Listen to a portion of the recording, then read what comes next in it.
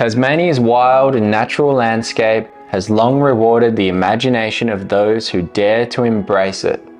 From the First Nations people who survived here throughout several ice ages to the modern-day explorer, Tasmania is one of a few rare places left on Earth that still offers that raw connection with the wild.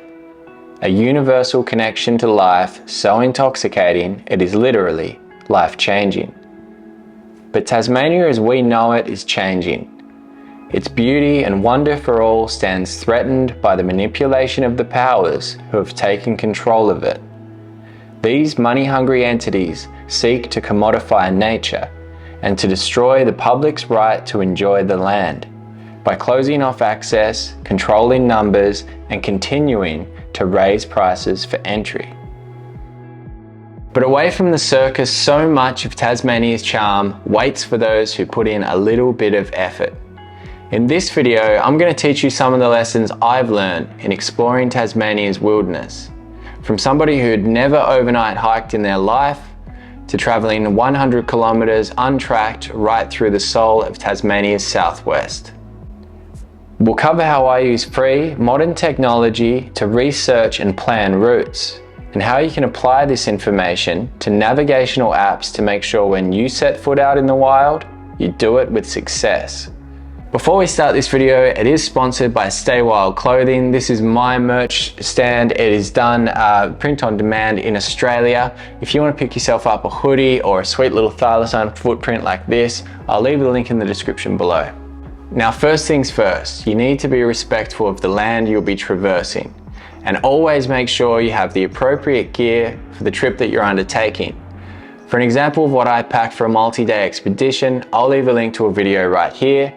Even though still doing day trips, you will still need water, food, warm clothes, and a backup navigational device such as a GPS, satellite phone, or a map and compass.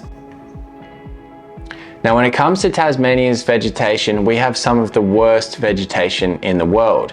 We have the dreaded horizontal. With its interlacing branches, this plant turns a normal bushwalking trip into a full gym workout, utilizing every muscle in the body, especially with a heavy pack on.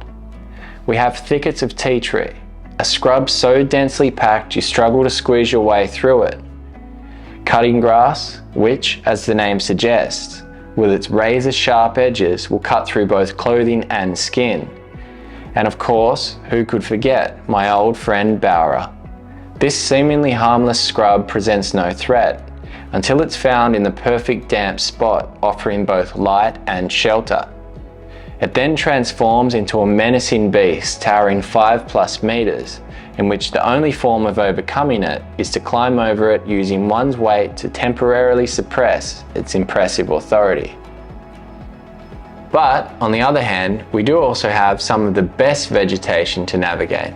Buttongrass plains are vast and open and cover large areas of Tasmania's southwest. The elevated vegetation on Tasmania's central plateau is all stunted from seasonal snowfall and is generally easily navigated. And then we have the climax rainforests. These are predominantly myrtle forests, which have been undisturbed by fire for a period of at least 200 to 300 years. These Gondwanan descended beauties have won the slow battle against the invasive eucalyptus, and their victorious dense canopy shades out any chance of pesky fire-tolerant scrubs popping up underneath. This rewards the traveller with an open park-like experience, free to navigate and enjoy his surroundings as he passes through a lost world which in some cases remain as it was many thousands of years ago. So I'm going to show you how I use tools online to study the vegetation and then take this information to draft up routes to make navigating through the wilderness as practical as possible. Using the list.tas.gov.au, we're going to open up the map and go to Add Layer. Then apply a layer called Tas Veg. I use either Tas Veg 4.0 or Tas Live, as I believe these versions are the most recently updated. You'll notice a mosaic of vegetation types, and at first this can be overwhelming. But once you understand roughly what each type represents, you can use this information to plan your hikes to your advantage. Roughly speaking, most of the bad scrub will be in areas that have been affected by fire, and if a fire's gone through in the last 100 years, it will be strenuous to walk through. This is because the plants are roughly the same age and competing for light, tightly packed. These type of areas will border button grass plains and act as a barrier in between the plains to the rainforests. These can be identified on the map as red or pink. Specifics can be located by clicking on the group and predominant vegetation types are displayed. Open button grass plains are shown as yellow, and the more scrubby type are in orange. Most eucalyptus forests are grey and generally present no real challenge unless the area is recovering from fire and will once again be in a state of overcrowding. And the rainforests, well, they're blue. On this website, you can also check the known fire history. This can give you valuable information and give you an idea on how clear you can expect the vegetation to be that you'll be traversing. When it comes to choosing a route, many factors come into play.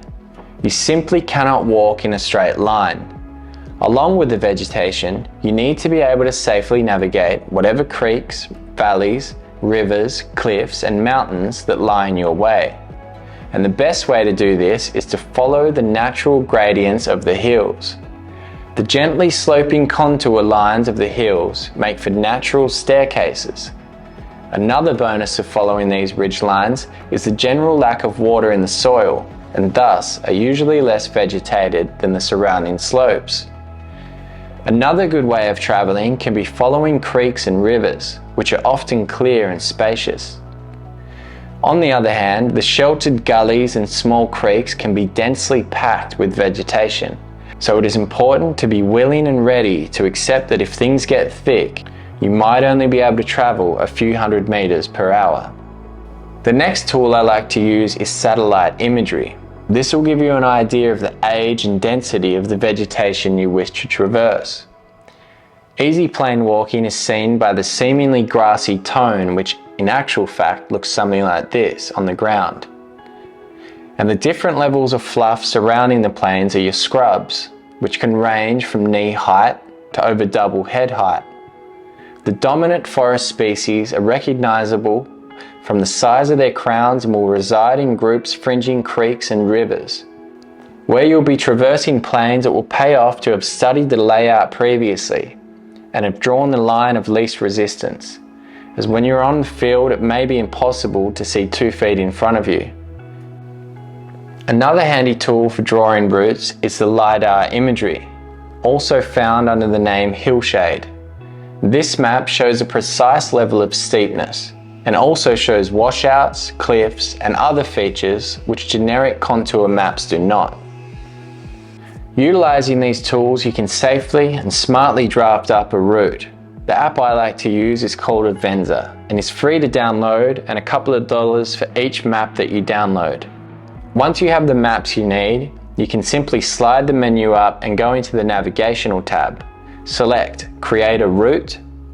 Line up the scope in the middle of the screen where you want to begin your route, then click Add Point. You can then move the map and the line will be drawn. To create a pivot point, you must click Add Point and then continue your line.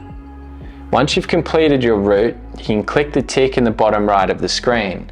Unless you are going to navigate with a route now, select Cancel when this pops up. It will now be saved and you can name it and check the estimated distance by selecting it. So we'll now switch to outdoors and I'll give you an idea on how this app works out there. You can see the little blue dot, that represents me. And as we're floating downstream, that blue dot will move. It's the exact same if you're in the bush or anywhere else. You will show up on this map as a GPS signal, irrelevant of mobile service or anything like that. So sliding the tab up, we're going to go into tracking and we're going to press Start Tracking. Now I will do this for every single walk that I do, especially when it's going to be tough and I know that, and there's a chance that I might want to retrace my steps on the way back out. So we'll make some ground, paddle a little bit.